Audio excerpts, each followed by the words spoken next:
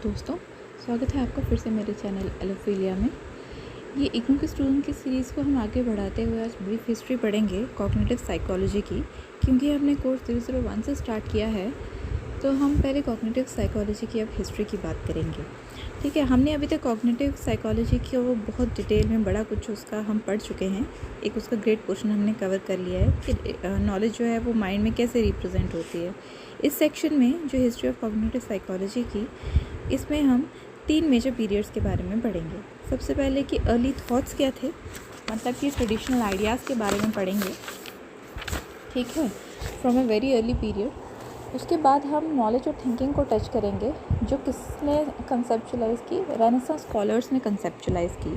Finally हम किसके साथ डील करेंगे, मॉडर्न पीरियड, जो किस पे एम्फेसिस कर रहा था, किस पर जोर दे रहा है, current ideas and methods of cognitive psychology पर। तो सबसे पहले हम बात करेंगे अर्ली थॉट्स ऑन थिंकिंग।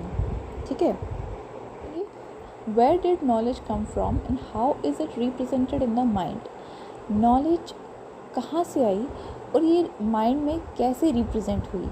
ठीक है, that eternal question is fundamental to cognitive psychology. वो जो सवाल है, ठीक है, ये बेसिक है कॉग्निटिव साइकोलॉजी का। As it has been through the ages of human kind. ये जब से इंसान है तब से ये उन्हीं एजेस में ये जो है इसका बेस रहा है कॉग्निटिव साइकोलॉजी का। Basically 2 answers have been proposed. इसके 2 आंसर्स हैं। क्या? एम्पिरिसिस्ट कहते हैं कि जो नॉलेज है वो एक्सपीरियंस से आती है, और नेटिविस्ट क्या सजेस्ट करते हैं कि नॉलेज जो है that is based on the इनेट characteristics of the brain. वो ब्रेन के जो है इनेट कैरेक्टरिस्टिक्स जो है, इनबॉर्न कैरेक्टरिस्टिक्स जो हैं, उसके ऊपर नॉलेज बेस्ड है। From a scientific perspective neither case can be definitely prove. अगर हम साइंटिफिक पर्सपेक्टिव की बात करेंगे तो दोनों में से एक भी केस जो है वो प्रूफ नहीं किया जा सकता। ठीक है, प्रूफ नहीं होगा। ठीक है, so the argument continues with clear resolution. इसलिए जो आर्ग्यूमेंट है वो एक क्लियर रेजोल्यूशन के साथ कंटिन्यू रहा। With these issues clearly before us, इन इश्यूज़ के साथ let's consider the way ancient philosophers and early psychologist grapple with the issue. कि अर्ली जो एंशिएंट फिलोसोफर्स थे और जो अर्ली साइकोलॉजिस्ट थे, ठीक है, उन्होंने इस इशू के साथ कैसे डील किया। Fascination with knowledge can be traced to the earliest writings. ठीक है, जो नॉलेज के लिए फैसिनेशन थी, ठीक है, जो एक चार्म था, वो अर्ली राइटिंग से निकाला गया। ठीक है, जो भी लिखा गया नॉलेज के बारे में वहाँ से निकाला गया। Early theories was concern with the seat of thought and the memory. जो अर्ली थेरीज थी वो किससे कंसर्न थी, थॉट और मेमोरी से।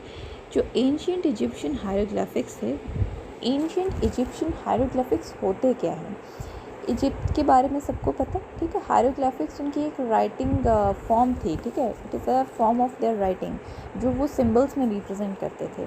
तो वहाँ से हमें क्या पता चलता है, suggest the authors believe that knowledge was localised in the heart. वहाँ से हमें पता चलता है कि जो नॉलेज है उसका सेंटर क्या था, हार्ट था। A view shared by the early Greek philosopher Aristotle.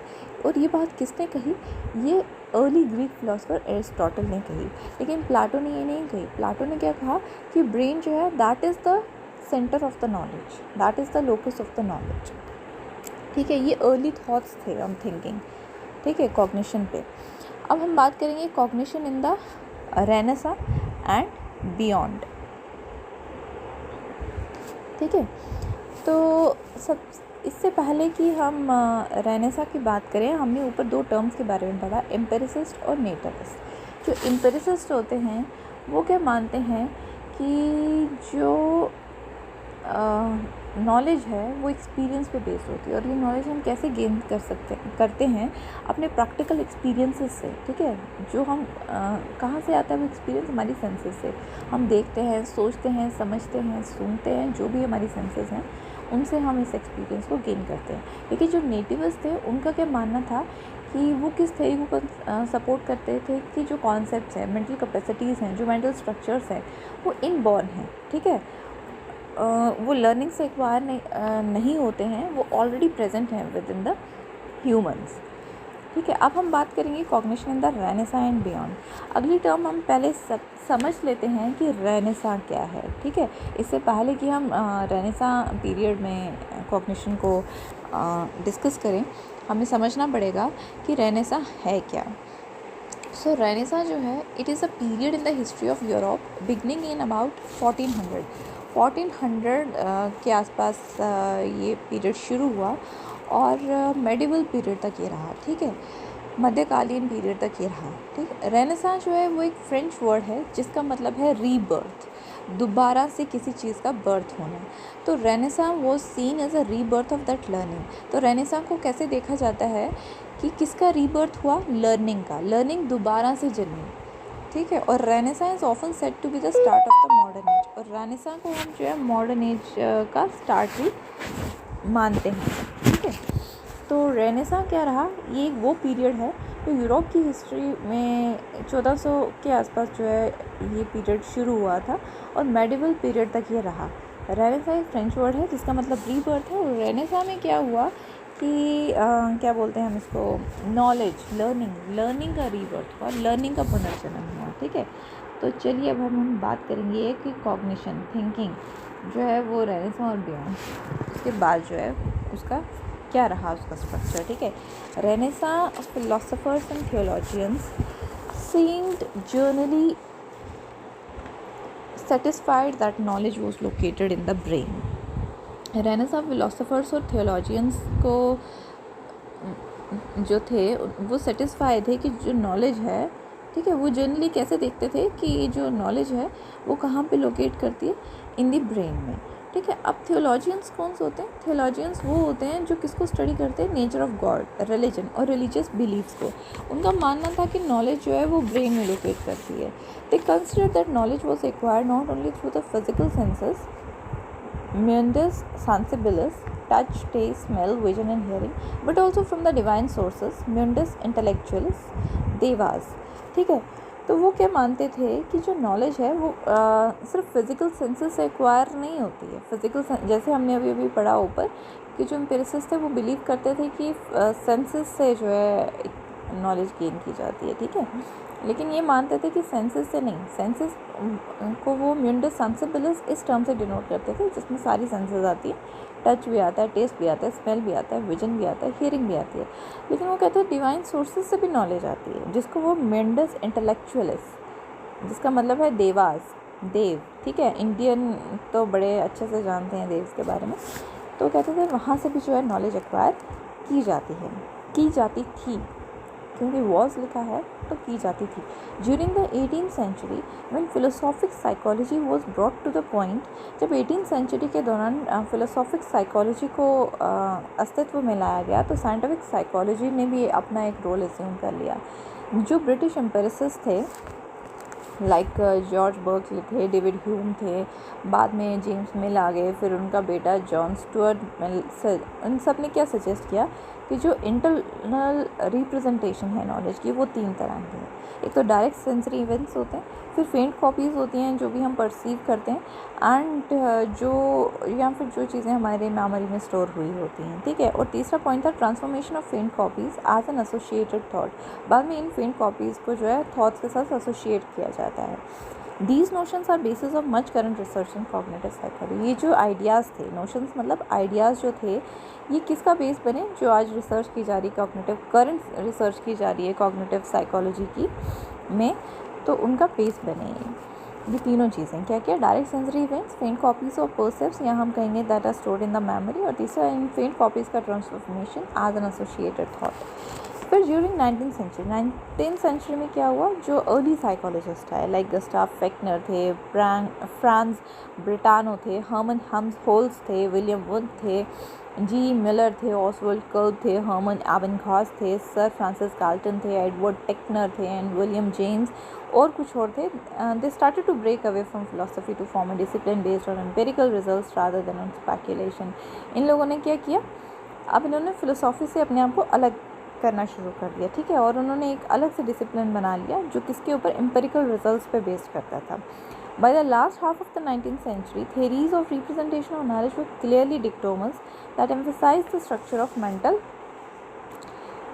processes और acts। ये dichotomies emphasize the structure mental representation, ये वो तो टेक्नर ने कहा, और बाद में प्रोसेस और एक्ट्स जो थे ये ब्रिटानो का कॉन्सेप्ट था। ठीक है। कहते हैं कि 19th सेंचुरी के हाफ तक जो नॉलेज की थेरीज थी, रिप्रेजेंटेशन ऑफ नॉलेज की, वो जो है डिवाइड कर दी गई। ठीक है। डिक्टोमस का मतलब क्या होता है? डिक्टोमस होता है involving two completely opposing ideas और थिंग्स। दो कम्प्लीटली अपोजिट चीज़ें या आइडियाज़ होता है, उनको कंबाइन करना। ठीक है। तो उन्होंने उनको कंबाइन कर लिया, डिवाइड कर दिया दो इक्वल हाफ्स में, क्योंकि वो अपोजिंग और बिल्कुल डिफरेंट आइडियाज़ थे। About the same time in America, James critically analyzed the new psychology that was developing in Germany. से इसी समय, ठीक है, जब ये सब हो रहा था उसी समय अमेरिका में जेम्स ने क्या किया, क्रिटिकली एनालाइज किया किसको, नई साइकोलॉजी को, जो कि जर्मनी में डेवलप हो रही थी। और he establish the first psychological laboratory America. उन्होंने पहली साइकोलॉजिकल लेबोरेटरी भी अमेरिका में एस्टेब्लिश की। Wrote the definite work in psychology in 1890। एक उन्होंने डेफिनेटिव वर्क भी लिखा साइकोलॉजी में 1890 में, जिसका नाम था प्रिंसिपल्स ऑफ साइकोलॉजी। साइकोलॉजी के क्या प्रिंसिपल्स हैं, ठीक है। तो perhaps James' most direct link with modern cognitive psychology is in his view of memory, in which both structure and process play an important role. कहते हैं कि जेम्स जो थे वो ज़्यादातर उनका डायरेक्ट लिंक था मॉडर्न कॉग्निटिव साइकोलॉजी में, जो उनका व्यू था मेमोरी का, और जिसमें उन्होंने स्ट्रक्चर और क्या बोलते हैं प्रोसेस, दोनों को एक इम्पॉर्टेंट रोल माना। ठीक है, दोनों का इम्पोर्टेंट रोल माना। FC डॉन्डर्स थे, जेम्स कैटल थे, कंटेम्प्रेरीज थे जेम्स के।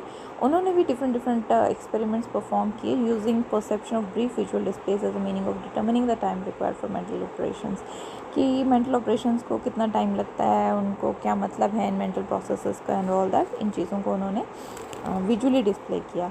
The technique, subject matter, procedures and even the interpretation of results of early scientists seems to anticipated the emergence of the cognitive psychology a half century later। कहता है कि जो techniques थी, like subject matter technique थी, subject matter था, procedure से मोर वगैरह कहें, इंटरप्रिटेशन थी जो रिजल्ट्स की ऑफ दीज अर्ली साइंटिस्ट। ये जितने भी अर्ली साइंटिस्ट थे, ठीक है, जिनकी हमने अभी भी बात की, जेम्स थे, ह्यूम्स थे, ठीक है, जो भी थे साइंटिस्ट, इन्होंने क्या किया, to have anticipated the emergence of, और बाद में जो half of century later cognitive psychology आई, उसमें इन्होंने बहुत बड़ा रोल प्ले किया उसकी इमर्जेंस में। अब cognitive psychology early 20th century में कैसी थी, अब हम उसकी बात करेंगे। ये तो था कि रेनेसां पीरियड में कैसी थी, अब हम बात करेंगे अर्ली 20th सेंचुरी में कैसे थी। तो representation of knowledge took a radical turn with the advent of 20th century behaviourism and gestalt psychology. Behaviourism के बारे में हम पढ़ चुके हैं, गेस्टाल्ट साइकोलॉजी के बारे में भी हम ब्रीफ में पढ़ चुके हैं। तो कहते हैं कि 20th सेंचुरी में जो बिहेवियरिज्म गेस्टाल्ट साइकोलॉजी है, उसमें रिप्रेजेंटेशन ऑफ नॉलेज, उसमें जो नॉलेज का रिप्रेजेंटेशन, ये जो कॉन्सेप्ट था, इसने एक रेवोल्यूशनरी, एक प्रोग्रेसिव टर्न लिया। ठीक है। तो जो बिहेवियरिस्ट थे, views of human and animal psychology were cast in the framework of stimulus response psychology. Behaviourist कहते थे, उन्होंने स्टिमुलस रिस्पॉन्स का कॉन्सेप्ट दे दिया। ठीक है। गेस्टाल्ट थेरिस्ट जो थे, उन्होंने एक इलाबोरेट कंसेप्चुलाइजेशन, इंटरनल रिप्रेजेंटेशन की in the context of isomorphism. उसके कंटेक्स्ट में उन्होंने जो है उसको इलाबोरेट किया। क्या कहा उन्होंने? अब सवाल पैदा होता है कि आइसोमॉर्फिज्म क्या है? That is sameness of form की सेमनेस या स्ट्रक्चर की सेमनेस। 1-to-1 रिलेशनशिप रहता है बिटवीन द रिप्रेजेंटेशन और रियलिटी। रिप्रेजेंटेशन और रियलिटी में 1-to-1 रिलेशनशिप रहता है, सेमनेस रहती है फॉर्म और स्ट्रक्चर की। ठीक है। उन्होंने इस कॉन्सेप्ट को जो है इलाबोरेट किया। ठीक है। इंटरनल रिप्रेजेंटेशन कैसी रहती है। तो फिर साइकोलॉजिकल स्टडीज़ जो रही मेंटल प्रोसेसेस की, as conceptualized in the late 19th century suddenly became unfashionable, displaced by behaviorism। उन्होंने बिहेवियरिस्ट ने उनको जो है डिस्प्लेस कर दिया। स्टडीज़ जो internal mental operations and structures रहे, ठीक है, लाइक अटेंशन है, कॉन्शियसनेस है, मेमोरी है, they were led to rest and remain so for about 50 years। उनको रेस्ट पे जाने दिया गया, मतलब उनको साइड पे कर दिया गया, और वो ऐसे ही रहे करीबन 50 साल तक। तो the behaviourist internal states were subsumed under The label of intervening behaviorist, internal states were subsumed in the label of intervening variable that mediated the effects of stimuli on response and were neglected in favor of making observations on behavior rather than on the mental processes. तो behaviourist ने क्या कहा, जो internal states हैं वो absorb हो जाती हैं अंडर द लेबल ऑफ किसके, इंटरवीनिंग वेरिएबल्स. इंटरवीनिंग वेरिएबल्स मतलब जो हिंडर करते हैं. ठीक है, तो उन्होंने कहा कि वो क्या करते हैं, अपना इफेक्ट मीडिएट करते हैं स्टिमुलाई का रिस्पॉन्स पर, और neglect in favour of making, और निगलेक्ट हो जाते हैं ऑब्जर्वेशंस को बनाते समय on behaviour rather than on the mental processes. Behaviour के साथ जब उनको जोड़ा जाता है तो वो निगलेक्ट कर दिए जाते हैं, जबकि मेंटल प्रोसेसेस के बाद उनका अस्तित्व में वो आ जाते हैं. फिर 1932 में, some years before the cognitive revolution swept across psychology, 1932 में कॉग्निटिव रेवोल्यूशन से पहले learning psychologists like Edward Tolman from the University of California at Berkeley published purposive behavior in animals and men. मतलब उन्होंने फिर अलग अलग काम भी आने लगे, लाइक इनका आ गया एडवर्ड टॉलमन का purposive behavior in animals and men. In this seminal work, Tolman observed that what rats learn in maze is layout of the land rather than simply a series of SR connections. तो टॉलमन ने क्या observe किया, जो rats थे उन्होंने एक layout बना लिया लैंड का rather than simply a series of stimulus response connection.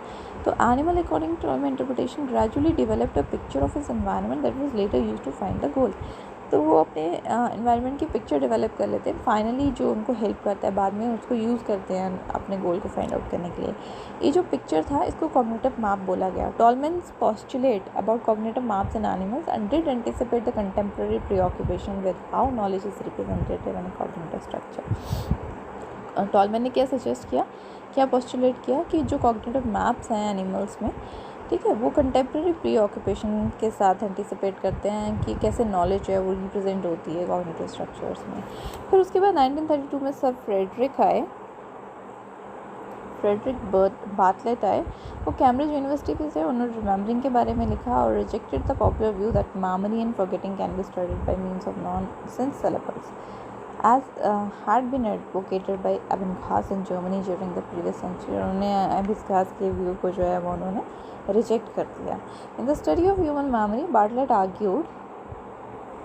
Bartlett ने क्या कहा कि ह्यूमन मेमोरी को पढ़ते समय use of rich and meaningful material under naturalistic conditions would yield far more significant conclusions. अगर हम रिच और मीनिंगफुल मटेरियल को जो है नेचुरलिस्टिक कंडीशंस में पढ़ेंगे, ठीक है, स्टडी करेंगे, तो वो ज़्यादा रिजल्ट अच्छा सिग्निफिकेंट कंक्लूजन्स जो हैं वो हमें यील्ड करा के देगा, ठीक है, एज़ कम्पेयर टू ऐसे. तो बार्टलेट जो है उन्होंने इंट्रोड्यूस किया स्कीमास के कॉन्सेप्ट को. इससे पहले कि स्कीमास के बारे में बात करें, हमें समझ लेना चाहिए कि स्कीमास होते क्या हैं. स्कीमा जो है वो कॉग्निटिव फ्रेमवर्क होता है या फिर कॉन्सेप्ट है, ऐसा कॉग्निटिव कॉन्सेप्ट जो किस में हेल्प करता है, help organise and interpret information. ठीक है, वो हमें हेल्प करता है ऑर्गेनाइज करने में इन्फॉर्मेशन को, फिर उसको इंटरप्रेट करने में भी वो हमें हेल्प करता है. और या फिर हम कहें एक आउटलाइन है, एक प्लान या एक थ्योरी का स्कीमा. ठीक है, तो उन्होंने बार्टलेट ने स्कीमा का कॉन्सेप्ट जो है वो इंट्रोड्यूस किया as a unifying theme that describe the essence of an experience. एक यूनिफाइंग थीम है जो एक्सपीरियंस के एसेंस को डिस्क्राइब करती है. Schema theory place a central role in modern theories of memory. Schema की जो स्कीमा थ्योरी है ये बहुत ही important role modern theories of memory में प्ले करती है. फिर सेकेंड उनका आइडिया था Tolman and American Bartlett in England highly influence the thinking of future cognitive psychologist. इन सब के आइडियाज़ जो थे इन्होंने बाद में जितने भी बाद में कॉग्निटिव साइकोलॉजिस्ट हैं उनको हाईली इन्फ्लुएंस किया. ठीक है, बहुत इनका इन्फ्लुएंस रहा उनके ऊपर. अब हम बात करेंगे cognitive psychology as it today कि कॉग्निटिव साइकोलॉजी जो है आज कैसी है. 1950s में क्या हुआ कि जो है interest again began to focus on attention, memory, pattern, ये सब चीज़ों पर दोबारा से फोकस होने लग पड़ा. कौन कौन सी अटेंशन है, मेमोरी है, पैटर्न है, रिकग्निशन है. ठीक है, इन चीज़ों पे दोबारा से फोकस होने लग पड़ा. लैंग्वेज प्रोसेस कैसे होता है, थिंकिंग, इवन कॉन्शियसनेस जो है, ठीक है, इन सब पर फिर से स्टडी होने लग पड़ी, फिर से एक डिबेट का हिस्सा होने लगे, ये कॉन्सेप्ट आने लगा. तो फिर न्यू जर्नल्स और प्रोफेशनल ग्रुप्स जो है वो फाउंड हुए. Psychologist begin more and more to turn cognitive psychology, कि जैसे अब साइकोलॉजी जो है कॉग्निटिव साइकोलॉजी की तरफ मुड़े तो ज़्यादा से ज़्यादा जर्नल्स और प्रोफेशनल ग्रुप्स जो हैं वो भी डेवलप होने लगे। As cognitive psychology became establish with even greater clarity, cognitive psychology जो है वो ज़्यादा क्लैरिटी से एस्टैब्लिश होने लगी। It was plain that was a brand of psychology different from that of the vogue during the 1930s and 40s। जो popular ideas रहे 1930 1940s में, उससे बिल्कुल डिफरेंट होने लग पड़ी। Among the most neo cognitive revolution were the following. कहते हैं कि जितने भी इम्पोर्टेंट फोर्सेस थे जो इन सब के लिए रिस्पॉन्सिबल थे, वो कौन कौन थे, उनको अब हम वन बाय वन करके डिस्कस करेंगे। ओके, तो सबसे पहले अब पॉइंट है द फेलियर ऑफ बिहेवियरिज्म का फेलियर। तो behaviourism which generally studied overt responses to stimuli, जो ओवर्ट रिस्पॉन्सेज स्टिमुलाई की तरफ कैसे रहते हैं उसको स्टडी कर रहा था जनरली, वो फेल हो गया। ह्यूमन बिहेवियर में जो भी डाइवर्सिटी थी, ठीक है, इन केस ऑफ लैंग्वेज, ठीक है, तो उसमें ये चीज़ जो है वो फेल हो गई, उसमें ये काम नहीं कर रही थी। उसके बाद अगर हम बात करें, कुछ और भी टॉपिक्स थे जो बिहेवियरिस्ट ने इग्नोर कर दिए, profoundly related to human psychology, जो बड़ी गहराई से ह्यूमन साइकोलॉजी के साथ डील कर रहे थे। इसमें मेमोरी थी, अटेंशन थी, कॉन्शियसनेस थी। बिहेवियरिस्ट ने इन चीज़ों को उठा के साइड पे कर दिया और 50 साल तक करीबन इस पर कोई काम नहीं हुआ था। It was evident that internal mental processes were very real parts of psychology and required investigation. कि कहते हैं कि ये बिल्कुल साफ था कि जो जितने भी इंटरनल मेंटल प्रोसेसेस हैं वो साइकोलॉजी के रियल पार्ट्स हैं और उनकी बहुत ज़रूरत है इन्वेस्टिगेशन में, ठीक है। उसके बाद हम सेकेंड पॉइंट की बात करेंगे, that is emergence of communication theory. Communication theory जो थी वो prompted experiments signal detection, attention, cybernetics, information theory areas of significance to cognitive psychology. इसने किसकी तरफ हमें प्रॉम्प्ट किया, एक्सपेरिमेंट्स जो भी कंडक्ट हुए लाइक सिग्नल डिटेक्शन की तरफ, अटेंशन की तरफ, साइबरनेटिक्स की तरफ। साइबरनेटिक्स क्या है, it is the study of control of any system by using technology. किसी भी सिस्टम को आप कंट्रोल कर सकते हो, उसकी स्टडी है ये टेक्नोलॉजी को यूज़ करके। तो इंफॉर्मेशन थ्योरी, एरियाज ऑफ ये सब के सब एरियाज किसके रहे हैं, कॉग्निटिव साइकोलॉजी के। तो इसमें कम्युनिकेशन थ्योरी ने इसकी तरफ हमें प्रॉम्प्ट किया। तो मॉडर्न लिंग्विस्टिक्स, उसके बाद आ गया point new ways of viewing language. नए तरीके आ गए लैंग्वेज को व्यू करने के, ग्रामेटिकल स्ट्रक्चर्स आ गए, वो they become incorporated into attitude concerning cognitions. Thinking में उनका कैसा रोल रहता है, वो उसमें अपना रोल प्ले कर रहे थे, ठीक है। उसके बाद मेमोरी रिसर्च आ गया, रिसर्च होने लगा वर्बल लर्निंग पे, सिमेंटिक ऑर्गेनाइजेशन पे। तो वर्ड सिमेंटिक जो है, it is related with the words and phrases in language. की मीनिंग क्या है वर्ड्स और फ्रेजेस का लैंग्वेज में, ये उससे रिलेट करता है। तो कह रहा है कि रिसर्च जो है वर्बल लर्निंग में और सिमेंटिक ऑर्गेनाइजेशन में provided study empirical base for theories of memory. इन्होंने एक मजबूत बेस बनाया थेरीज ऑफ मेमोरी के लिए, which led to the development models of memory systems. उसके बाद किसकी डेवलपमेंट होने लगी, इसकी वजह से डिफरेंट मेमोरी सिस्टम्स के मॉडल्स आ गए, ठीक है, प्रपोज किए डिफरेंट साइकोलॉजिस्ट ने, ठीक है, और ये टेस्टेबल मॉडल्स थे, ठीक है, of other cognitive processes. Computer science and other technological advances. अब बात करेंगे कंप्यूटर साइंस का क्या रोल रहा। Computer science and specially sub division of it. Computer science उसकी एक सब डिवीजन है, आर्टिफिशियल इंटेलिजेंस, जिसका हम पहले भी जिक्र कर चुके हैं। Cause reexamination of basic postulates of problem solving in memory processing and storage as well as of language processing and acquisition. कि लैंग्वेज का क्या रोल रहा, प्रॉब्लम सॉल्विंग और मेमोरी प्रोसेसिंग और उसकी स्टोरेज के बारे में बात हुई, ठीक है। तो कंप्यूटर साइंस और आर्टिफिशियल इंटेलिजेंस ने इनके री एग्जामिनेशन को फाइंड आउट किया, ठीक है। रिसर्च कैपेबिलिटीज़ वो greatly expanded by new experimental devices. और रिसर्च कैपेबिलिटीज़ जो हैं वो कैसे एक्सपांड की गई, नए एक्सपेरिमेंटल डिवाइसेस से। कॉग्निटिव डेवलपमेंट की बात करेंगे, psychology is interested in development of psychology discover and orderly unfolding of abilities with maturation. उन्होंने बड़े धीरे धीरे से इस पर काम किया, इंटरेस्ट के साथ काम किया और नई एबिलिटीज़ को अनफोल्ड किया, सामने लाया। Notable among developmental psychology during this period. Jean पिएजे की बात करेंगे, किसको नहीं पता इसके बारे में, हम सबने सुना है। Who describe how children develop appreciation for concept. उन्होंने कैसे डिस्क्राइब किया कि कैसे चिल्ड्रन अप्रिसिएशन किसी कॉन्सेप्ट के लिए इन्फेंसी से एडोलेसेंस तक कैसे इस चीज़ को डेवलप करते हैं, अप्रिसिएशन को। और ये जो प्रोसेस है of ability seems to be natural. इनको उन्होंने कहा कि ये जो प्रोग्रेस है एबिलिटीज़ की, ये नेचुरल है। From the earliest concept of representation knowledge to recent research, कहता है कि अब सम अप करेंगे तो हम कहेंगे कि जितना भी हमने अर्ली कॉन्सेप्ट देखा नॉलेज के रिप्रेजेंटेशन का, अभी रिसेंट रिसर्च तक तो जो नॉलेज है has been thought to rely heavily on sensory inputs. तो किसके ऊपर बेस्ड है? Heavily based on sensory inputs, ठीक है, सेंसेस पे।